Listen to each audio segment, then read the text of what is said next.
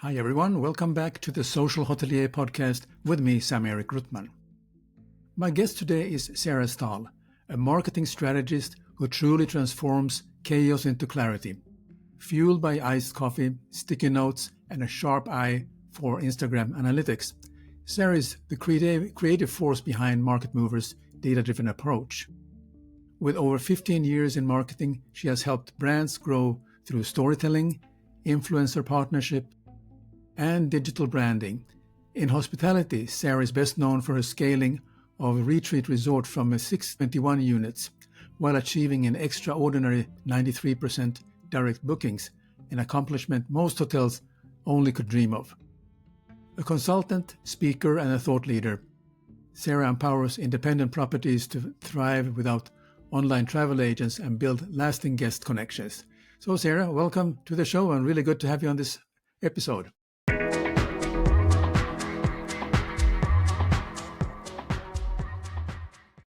Thank you. So happy to be here and totally prepared with my iced coffee and sticky note to let everyone know to have a good day. Well done. So, okay, well, let's get started. I think for the audience to get some background, can you tell me about how you got started and which led you eventually to become an inspiring marketing strategist? Happy to. So I've been in marketing for about 15 years. I started as an entrepreneur. That was just a dream of mine, actually, since I was a little girl. But I realized really quickly as I was becoming an adult that it takes some skill to be able to build and run a successful business. So I went back to school, fell in love with marketing and just the idea of using psychology to be able to sell things and build businesses.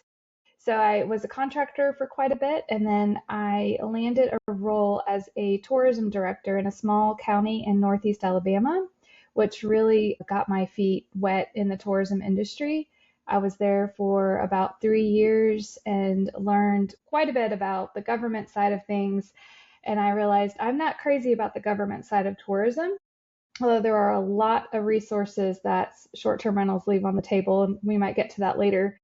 But an opportunity popped up a couple of years ago for a startup treehouse resort. And I'm a big hiker, big into the outdoors, love the tourism industry. I'm like, this could not be any more perfect. Long story short, they hired me as the fourth employee. I was the head of marketing there, and really just had the opportunity in a small team with a very innovative owner to just explore what's possible in marketing without any training wheels or reins on at all, and just listening to our customers and doing the opposite of what everyone else was doing in the industry produced some pretty incredible results that I'm very proud of. Very good. I mean, you're making a huge difference by working for an independent operator, independent owner. And while people say, oh, it's only 9 units, but it's not really only 9 units. It's basically you could have 100 units and you still are having the same challenges. So I think we should not underestimate the impact you have had. What I'm looking at is that you have worked for an independent owner, and those can have its own challenges. So it has to do with developing relationships and align with the vision that the owner has, and also in the way get the results that the developer who's looking to make some profit on this venture and so on. So I think that's a fantastic achievement that you have had so Thank far. you. And I think you will go very far regardless of what you're going to do in the future. Very clear to me. And because the challenges are the same regardless of the size of the operations. Won't you agree? Yes, and so it's something I keep thinking of as you're speaking about that is the fact that we went from 6 units to 21, a spa and an event venue. So we were actually in construction for 2 years with minimal interruption to the guest while pre-booking units as they were coming online. Yeah, I've had other people tell me that, oh, you've only had this one success. I don't think you're quite ready to scale it elsewhere. And that's fine. Everyone's entitled to their opinion, but you cannot replicate that amount of chaos and then have results, such incredible results come from it and not have learned something massive to reapply elsewhere. And plus you didn't have a corporate head office that's going to Telling send you us the support anything. when needed. You just have to look in the mirror. Yes, exactly. Yeah, and I mean, I've been I've played the role of GM, operations manager. I've been a housekeeper. I've dealt with fire safety, you name it, while marketing. Very well. Well, good. So I think I was thinking about a few topics, and we start sort of with the one that is on everybody's lips because nobody seemed to really get it. It's the AI. So we're going to talk a little bit about AI, and I noticed that you're pretty familiar with this. So I was wondering that how do you see AI reshaping the way independent hotels and resorts are discovered by travelers? So I look at this very differently. So I'm just going to lay it out there exactly how I see it based off of results. So everyone has their own opinion based off of what that they've experienced, and this is mine. I do not see AI as, let's talk about generative search. So how search is changing and the way we know search since the internet started is about to completely disappear, right? So there's a lot of scrambling and fear and wondering what's going to happen. I actually am not afraid of that at all because the thing about it is Google is not going to fail, right? So that's a thought that I had a couple months ago. Like, why is everyone freaking out? Like, Google's 10 steps ahead of everybody. They have this bigger plan. They're 10 years ahead of their planning strategy process. They're not going to fail. And they are fueled by the content that we all create, right? And so they're just trying to organize it and present it in a way that the world is shifting to search for that content. So there's good and bad to it. The good is I feel like the PR folks are about to become the most important marketer in the room just because they have the knowledge, the network, and the ability to place content into other publications at scale. And that's what's going to becoming really important. And I actually did that at retreat, and we'll get to that in a second. But that's really important because when AI is coming back for results, it's searching the entire internet. So the more points you pop up, the more credible you look. So it's not about keyword searching anymore, where you could just like try to rank for a certain keyword in your area or something like that. It's now based off of volume of content that makes you more credible than your competitor. So I'm actually really excited about it because I feel like this is going to reset the playing field. So it's no longer just about ad spend, right? So one of the things that we ran into at retreat is we had a massive competitor in the area. And the reason why I moved on a creator program was because I knew I couldn't outspend them in ad spend. And so now with I believe ads will become more relevant again because that's what fuels all these big companies. But I think that there's an opportunity here for smaller folks with less budget to be able to do some really neat things and show up. And the Yeah. way that we did that at retreat was I used PR heavy in my marketing, and so we were sourced in stories with Southern Living and NOLA.com, and we were the up and coming cool new glamping resort, and so I sourced us in stories. And if you were to search up in ChatGPT the top 10 glamping destinations in the Southeast, Retreat shows up. So I didn't even know what I was doing at the time. I was just using really good marketing to be able to show up in more places because that was important even before generative search, and it's just as important now. Yeah. Well, in a world where credibility drives visibility, how should hoteliers build PR strategies that AI actually notices? I mean, you talked about it already, but I think we should kind of state the obvious. Well, stating the obvious again, and we could dive into it, but the simple answer is storytelling. One of the things we talked about before is this idea that when you go to book a hotel, the photos are so static and it's really just focused on price and amenities within the room. So when a traveler is searching and there's 45 hotels to choose from, and all of those hotels say the same thing, have similar photos, it only comes down to price. So I believe that that's why hotels think that they have to adjust their pricing to be in a competitive pricing war, which is a whole other topic, which is very dangerous because there's no story to differentiate themselves. So when I say telling a good story, I mean, telling your customer's story and telling it from different angles and starting on social, starting with blogs, starting with showing up in other people's content, right? So an example I could give to be more specific is we would have a different creator every single week on site for 2 years to drive the demand that eventually led to the 93% direct bookings. Well, I got to know these creators because I was trying to figure out who do I want to keep working with, who can I invite to come back, whose content's really good, how can I develop these relationships better. So I would get to know them. And one of the creators that I invited back 6 times, she lived in Nashville and her father had died 2 years before. She had never been married, never had kids. She was in her 50s and her father was her whole world to her. And so without me knowing, when we had originally connected for her to come as a creator stay, the property actually helped her do some healing in that process.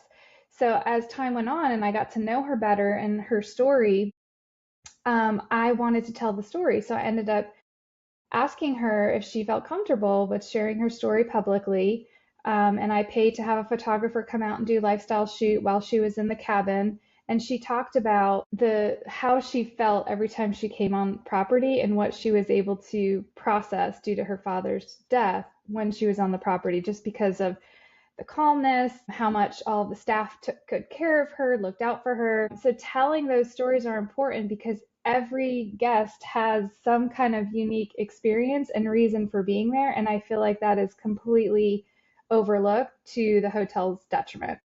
Absolutely. I mean, I think now we can move over to the story selling versus storytelling. Why do you believe travelers trust the creator's story more than the hotel's own polished narrative, which is written by an agency who perhaps doesn't visit, maybe they visit the resort once, they don't even stay overnight, they just do the usual hotel inspection style of visit, and then they walk away, write their story. So can you share your views on this?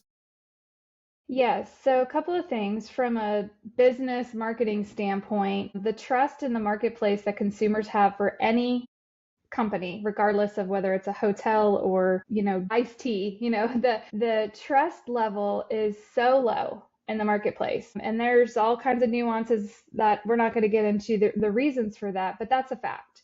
And so it takes up to 20 touch points from cold to purchase to convince a consumer that this is a good way to spend their money, that they're going to be taken care of, that this is a trusted product to spend their money on or service to spend their money on. So with creators, the statistic is it takes less than 7 touch points for them to make a purchasing decision because they already know the creator. Most of the creators have their own audiences and they're connected with those audiences very deeply. So they get to know them personally. They spend their days with them through their Instagram stories or their TikToks. And so they trust them. So when a creator comes out one time and says, oh my gosh, I just spent this weekend at this glamping resort, just watch me here and the things that I do. Like they don't even, I never told them to sell anything. I never told them what to say. I just said, share your experience. And every experience was different. And because they had already had the trust built within their own communities, we didn't have to do any selling. The story built the trust that closed the sale. Yeah, very good. I mean, I'm always wondering about this. What is the reason people get attached to a place they visit? There must be some magic in there. But I'm also equally wondering why the hotels themselves don't always get it. Why this is?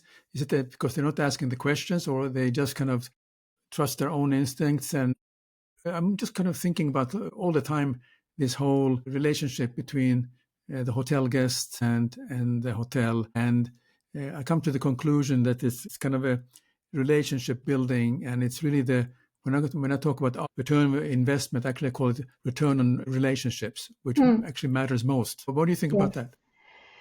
So this is a tricky one to answer because it's hard to put everybody in the same box, right? Like a corporate hotel is going to be different than an independent hotel, is going to be different than a small resort, right? But I think if I were to find a thread through it all is there's a perception of we need to show up this way because maybe we've done it this way, or maybe because this is how corporate's telling us we need to show up, or maybe we've found some success in this in the past. I don't really know what that is either. I have that question too. But where we found success is we didn't care about any of that. All we did was listen to the customer. So we had a really great customer feedback loop. There was a survey that went out purposely within 2 hours of them checking out because I wanted to get them when they were in their car on their phone. And they were happy and they were relaxing and they had extra time on their hands. And so we got all kinds of feedback and we listened to them. And so that is where our advice came from. That is where, all of the changes we made, all of the upgrades we made to the property, anything that we were missing, we didn't look to the industry. We were listening to that feedback loop from customers. And so I think if companies in general are in the place where they can be agile enough to listen to the customer and make those shifts, they will grow with the customer, because the key point, and this is in business across the board, in my opinion, we don't change with the culture. Culture changes. I mean, since COVID to now, our culture has massively changed. It changes when a president comes on board. It's constantly changing. Sure. And so we have to understand what our customers are looking for and be listening to them so we can make those adjustments with them and be relevant to what they want. Very good. So the word inclusivity is being talked about, particularly in the US. That is a sort of can be even a sensitive topic, but I thought I'd just ask you, how does inclusivity in storytelling, showing all backgrounds, cultures, and voices, impact a property's long-term reputation? So vital. And I have a very close to home example. We actually live in Alabama. So the property retreats in Alabama. And we actually live in a section of Alabama that the country looks at as racist in a way. And that's not so, right? I don't believe that to be so. I live here. I don't see that on a daily basis. Not to say there aren't people who, everywhere that behave badly, but there was an overall sentiment that there are certain people of certain cultures that wouldn't be safe here. And every time one of our creator reels would go viral, it would show up in the comment section. People would say that, like, don't go there. It's not safe. Like, people from different parts of the country didn't even know. And I listened to that. I understood where we're located. I understand that there's a cultural misunderstanding based off of the past. I understood all that and I was empathetic to it. So I just leaned into that. So I would always comment positively, but I'm like, I can't just comment. I have to prove it. And so I think part of it happened naturally because I'm the type of person that says yes to everybody once and they get an opportunity to prove themselves or disprove themselves. So any creator that came to me, I said yes to. So we had creators of every size, every nationality, everything. And so over time, just different creators showing up made all sorts of cultures feel like they would be accepted there because they saw somebody else that looked like them. So in marketing, when you're telling a story, you cannot just put the most beautiful person on screen because not everybody looks like that. People have to, part of the trust factor is I can see myself there in that person. That person looks like me, that person talks like me, that person has the same interests that I do. And that's where you start to bring down the trust barrier. So it's very important not to think of this idea that everything has to look and sound and be perfect, and that we have to know that the culture that we're in is people are kind of not, they're over that right now. They don't want everything to look and sound perfect. They want to know, am I welcome, safe, trusted there? And so that's really important. Very good. Many hotel owners, hotel managers, one of the key positions that they need to hire always is the marketer, the hospitality marketer. In your personal opinion, obviously, what critical mistakes do hoteliers make when defining the role of a marketing professional? That job description, it's the copy paste from an old standardized job description from a hotel chain, or it could be very vague and so on. Tell me your views on how you see this. I think that there's a couple of misconceptions that continue to be very prolific, and this is coming from someone who has been trying to get a job in this space for over 6 months now and having a difficult time, if you could believe it or not. I'm having a major challenge. And so my opinion is a couple of fold. So one, if it's coming from a corporation, there's this idea that you have to speak the language of the corporation that you're in, right? So if Marriott is hiring a marketer, it says it in the job description, must or highly recommend that you speak Marriott. Right? I don't speak Marriott. I don't speak Hyatt. I don't speak any corporate language because I have not come up in any of the corporations. So to me, that's putting you in a box, and now you're just pulling from the other people that other hotels have used. So that's not inherently a bad thing. It doesn't mean that those people are not talented, but what it means is if you're having a hard time standing out, how is it hiring somebody within the corporate speak is going to help you stand out in another area, right? So that's one thing. Another thing is data analytics is severely missing from the marketer's toolbox, I think, just across the board. So being able to, one, set up and track the proper data to be able to determine what's working and what's not working, and then be able to present that data to leadership to advocate for, we need to stop doing this, we need to start doing this, we need this fund to go over here. The marketer needs to be a leader in their own right that can be the one that brings the information to leadership to help make better decisions. And I'm kind of seeing marketers who are doing similar things over and over again, and they're just kind of checking boxes, and that leadership role is kind of diminishing, which is causing them to lose respect. Yeah. So that's how I see it. Yeah. So what overlooked qualities separate the marketeer from merely manages channels from one who drives the transformational growth that is needed? I think networking is a very overlooked quality, because how does networking show up in your database dashboard, as in a presentation to leadership? And so I think that that's so important just because of who the marketer brings with them to the role, whether that's wisdom or resources. I think that that's very overlooked. Also, creativity. Believe it or not, marketing has gotten boring. I'm sure you've noticed that, but like overall, and I'm not just talking about hotels, marketing has gotten boring. Like marketers are historically the most creative role in an industry or in any organization.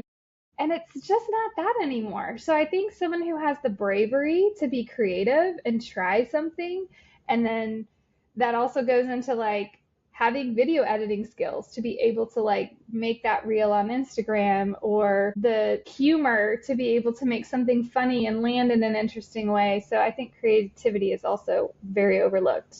Yeah, I mean, that's so true.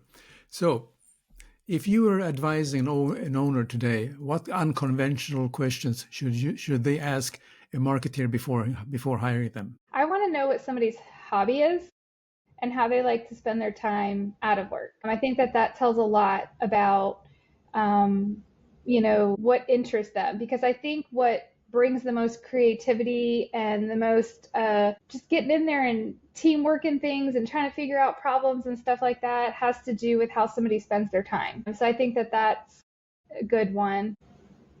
I think that, I don't know, I think that that's a really strong one. Yeah. Yeah. Good. So let's talk a little bit the content that attracts and converts today's traveler. You seem to be very Instagram savvy and you know where to push those right buttons. What makes a good Instagram reel, in your opinion? In travel, it's showing the whole experience.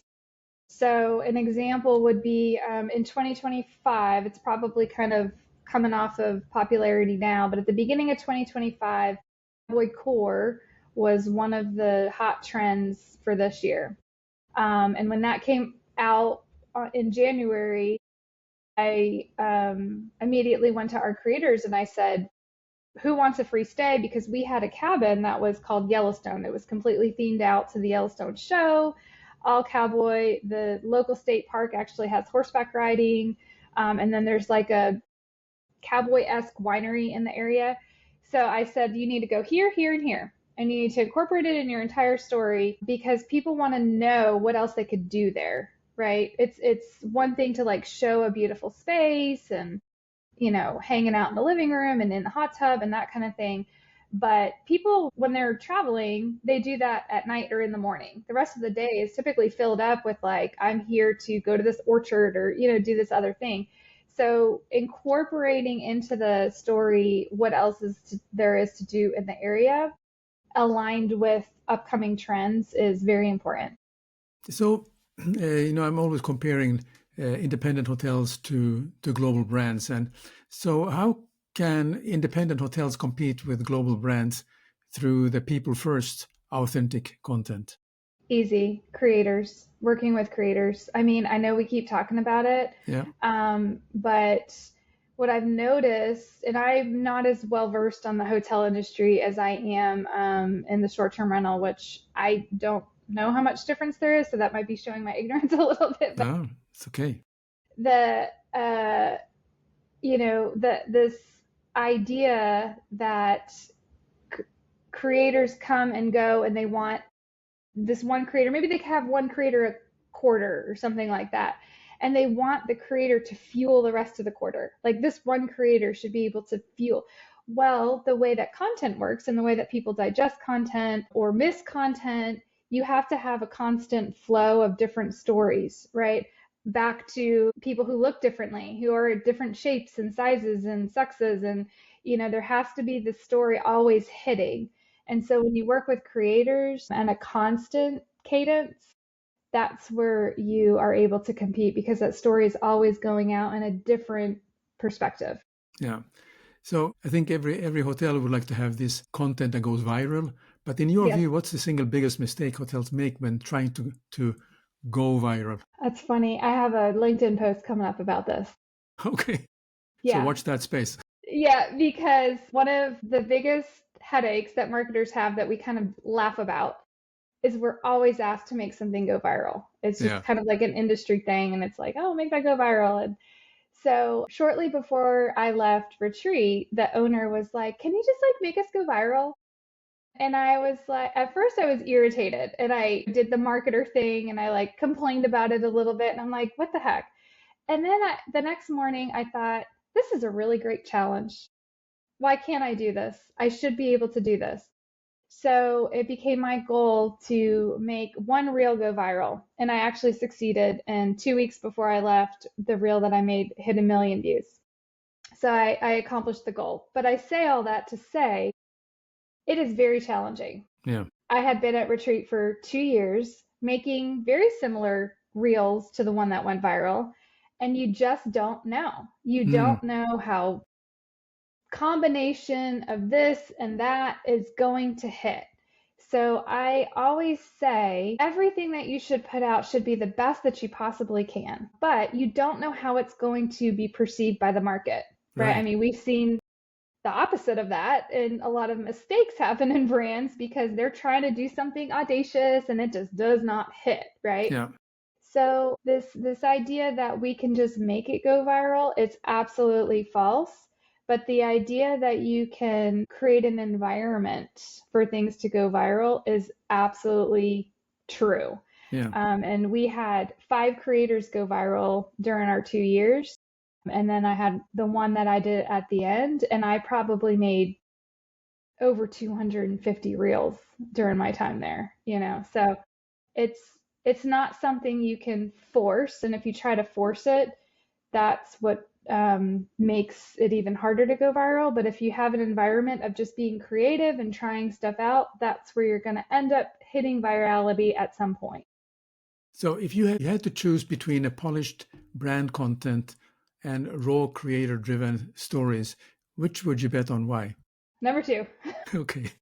Number 2, because I just know consumers too well. And right now in our culture, consumers are over the perfect. They don't trust it at all. Not to say that you can't have a polish to the way you do things, but the polished corporate I feel like I would be fighting. It's a losing battle. At this time in our culture, it's a losing battle.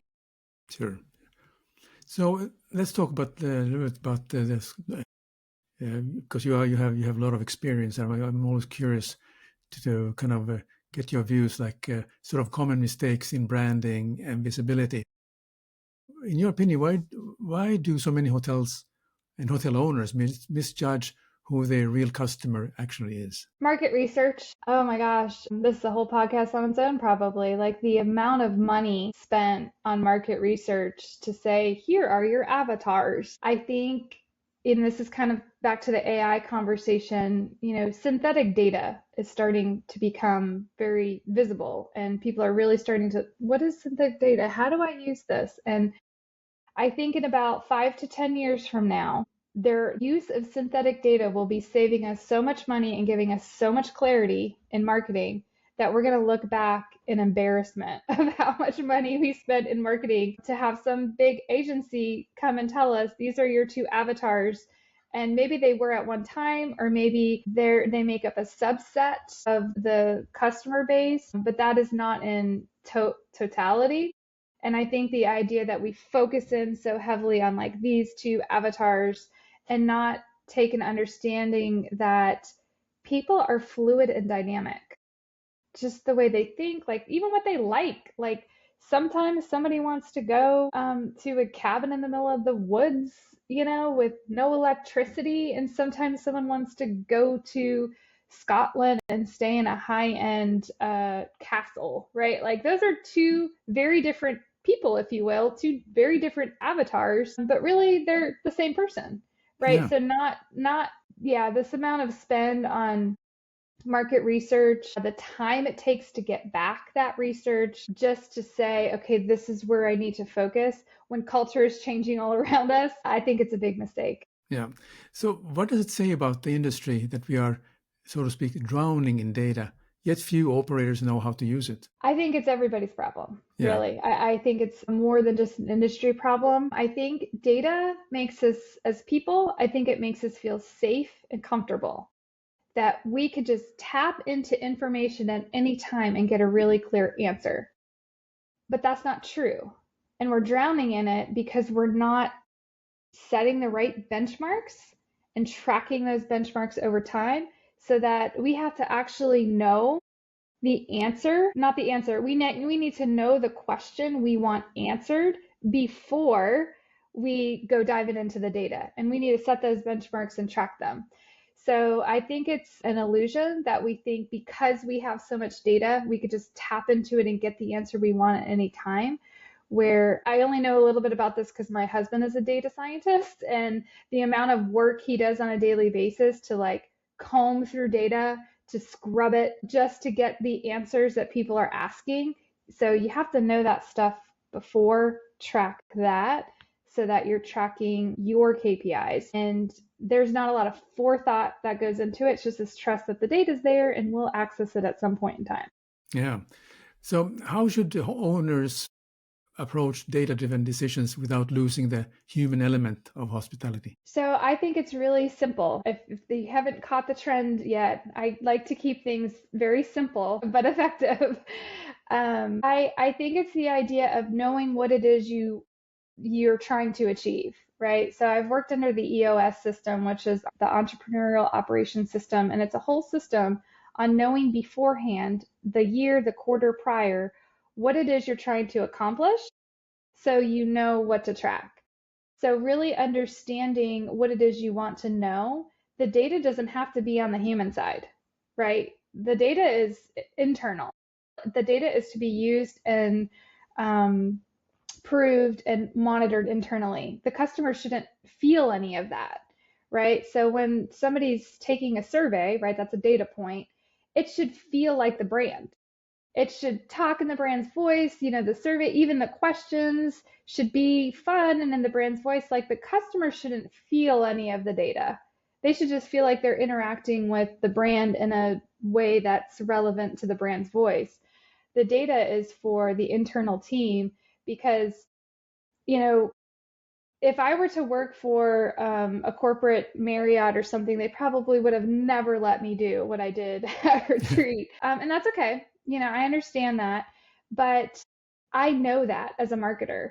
So the second I started working at Retreat, I set benchmarks and I tracked Yes. them all for 2 years. That's how I even know I have the results that I got, because I had access to all the data to track all that. But that wasn't for me. So in the customer facing, they just saw the fun reels and the storytelling side of things, and the data was showing me it's all working.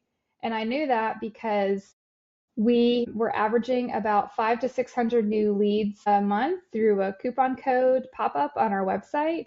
We had an 34% conversion rate, and most of those conversions happened within 18 hours of somebody downloading the coupon code. So all of those were part of the KPIs, right? We Yeah. need to know what our conversion rate is for anything that we're doing. And to have a 34% conversion rate is pretty incredible. And that's how I advocated for things, because now I had all these benchmarks and I was able to say, this is what we accomplished this month doing this. This is working. We need to keep doing this. We need to keep, up in the budget here. And it was always approved because I had that feedback loop. Yeah. So if you could wave a wand and correct one branding mistake across the entire industry, I mean hospitality industry, what would it be? First of all, you have to have a brand. So understanding what the brand is really important. Just because you say this is our brand doesn't mean that that's a relatable brand, first of all. But second would be, the brand doesn't have to show up everywhere. I really think that that's a big mistake. Like, you do not have to put your logo on everything. You do not have to have everything look and sound the same everywhere. The brand should feel more human and has several sides to it. Very So good. this idea that slapping a logo on everything is creating the brand, I think I would like to see that go away. Yeah, and plus brand is also like the experience and the memories people bring with them, and that's Yeah. these are they can relate to, and it's not just a sticker somewhere. So yeah. Well, this has been an excellent conversation, Sarah, and you're giving a lot of input and a lot of advice. I think this is very valuable information for the viewers and the listeners of this podcast who are in the hotel industry. But I have two more questions for you before we wrap up. One question is that I like to ask all my guests, and besides what we have talked about, what are the trends do you see happening in the hospitality that hoteliers should take note of? There's a lot of upset going on right now with how the OTAs are shifting their business models. So there's this idea of less reliance on OTAs, but what does that look like? There's a lot of questions like, what does that look like, and how do we replace that, and can we replace that? So I think that that's a big trend to be looking at, not only how hotels are adjusting, but like actually what the OTAs are doing.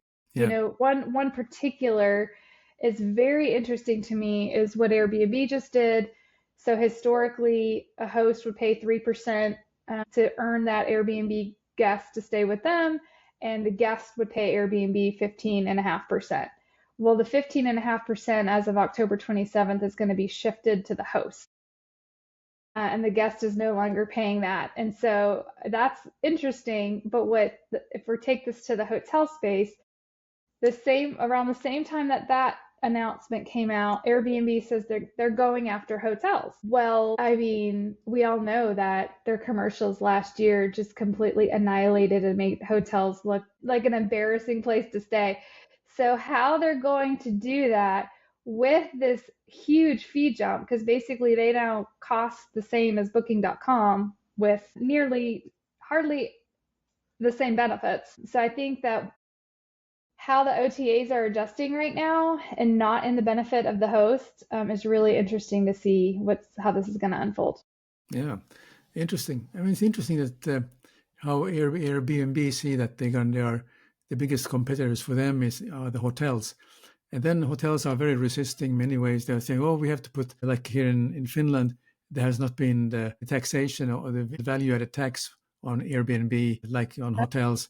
So, I'm saying that, well, look, you have a very different product than Airbnb, which is an apartment most of the time, and it has a kitchenette, and that's what it is. But in hotels, you have all kinds of facilities that Airbnb cannot physically provide. So take advantage of how do you use your lobby, for instance, and do something more with this area, and that makes people want to not only be there to wait on the way out or in, but it's a social space that you need to take advantage of, and that's what Airbnb doesn't have. Except, of course, there's some very smart ones that are using Airbnb, and then they promote all the small restaurants in the neighborhood. I call them their restaurants. So, there are many ways of doing all these things. But yeah, thanks. That's a very interesting input. So, lastly, if people are interested to find out more about your activities, how can they reach you? The easiest way is by going to my website, sarahstahl.com. And I'm very active on LinkedIn as well. So those are two of the quickest ways to reach out and learn more about me. Very good. Well, Sarah, I really appreciate that you have joined us today. And I think we really need to consider another episode and kind of dig into another hot topic. I'm really curious what's happening in 2026. So yes. I think I would welcome you to join us another time.